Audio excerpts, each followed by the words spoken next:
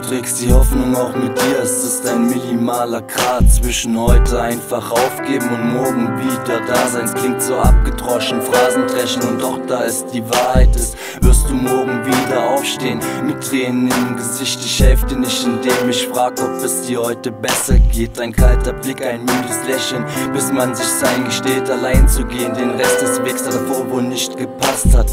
Manchmal ist es so, dass auch liebe Menschen Angst macht. Sie wählen dann zu gehen, lass sie gehen, lass sie.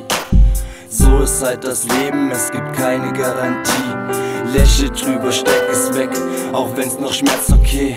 Es kommt die Zeit der Reife, dann wird es auch vergehen. Wir Menschen sind so seltsam, ich versteh mich manchmal selbst nicht. Ich spüre mit meinen Sinnen und fühle, was mir die Welt gibt.